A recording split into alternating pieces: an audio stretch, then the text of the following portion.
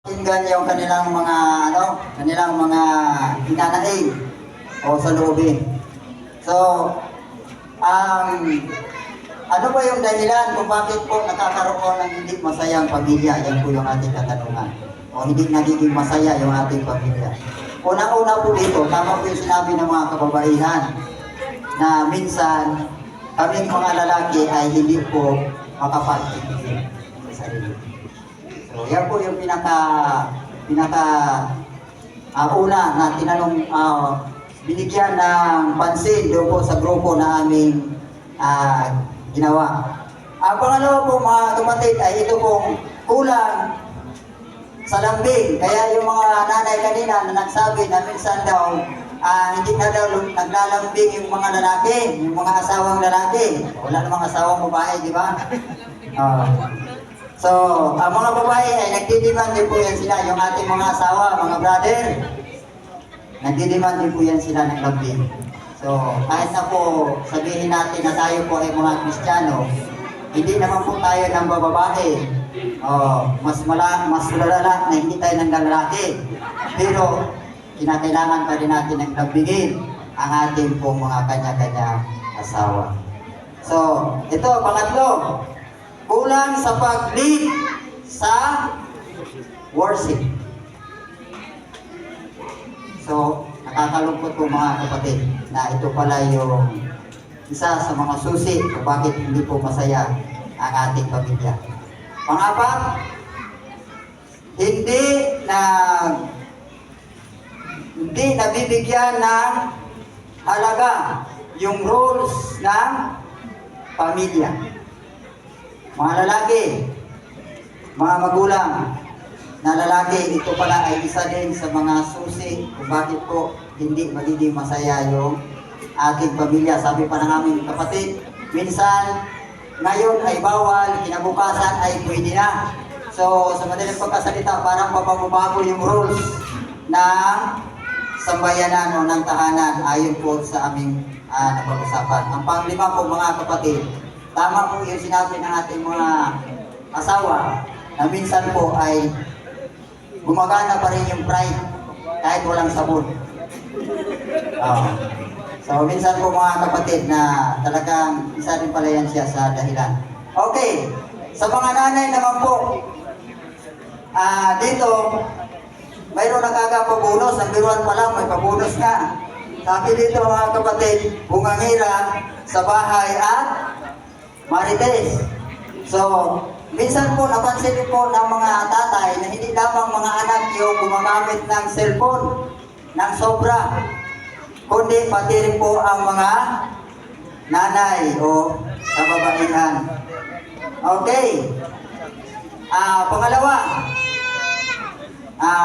kanina narinig po namin na minsan ang mga tatay ay yun lamang ang nasusunod na gusto. Pero dito po sa grupo namin ay meron din pong nag-comment na kadalasan po o minsan mayroon din mga nanay na sila rin ang gusto masusunod. O minsan yun po yung nagiging problema rin pala mga kapatid sa ating pong tahanan para hindi po o kaya nagiging hindi masaya. Pangatlo, madaling, kanina may ako na minsan may lalaking nagsilos. Pero mayroon din po pala sa mga kababaihan na madaling magsilos. So ano lang yun, tawag nitong turista lang yun, pinutur lang ni Mister. Nagsilos si Mrs. So, bro, ano lang po yun siya mga kapatid. Siguro may nakita lang. Pang-apat, mainitin ang ulo. Sabi pa, lalo pa daw walang pera at kung wala nang maisaing. So naisip namin, paano po ba init talaga ang ulo pag wala nang maisaing? So minsan po mga kapatid, isipin na lang natin na magsaing tayo kahit wala tayong saingin. Parang ganun ba? Okay, panglima, hindi na parang natatas din kami mga lalaki nito. Sabi pa dito mga kapatid, ay hindi na daw nag-aayos ng sarili, pero hindi man daw lahat. Oy mga nanay, mga asawa, Pero kinakailangan pala ito, hinahanap din pala ito ng mga kalalakihan. So, isa po yun siya sa nakita na hindi po nagiging masaya kasi pinagmumulan din po siguro ng away. Okay, doon naman po tayo sa mga anak. Sa mga anak po ay minsan talagang una pong pinoproblema ng mga magulang, lalo na sa mga nanay, ay walang iba kundi ang cellphone. Ito po ay nararamdaman din ng mga magulang na lalaki. Cellphone po talaga ang malaking pinakaunang dahilan. Pagkatapos, pangalawa po yung tinatawag natin na tamad sa mga gawaing bahay. Kasi nakikita na lang ng mga tatay na halos sinanay na lang ang tawag nitong kumikilo sa tahanan.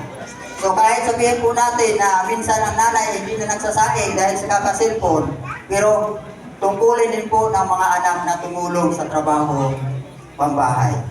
Okay. Pangatlo, sobrang hilig sa CP o cellphone. Pang-apat, napupokus na po sa barkada. At panglima, nagtutulakan sa mga gawaing bahay. Lalo na kung 3 piraso yung anak, malaki na si kuya, malaki na si ate, minsan nagtutulakan na po sa trabaho. At pabonus pa, minsan po ay hindi po madaling tawagin pag nagpapasalamat sa tahanan. Yun lamang po at maraming salamat. Alright, so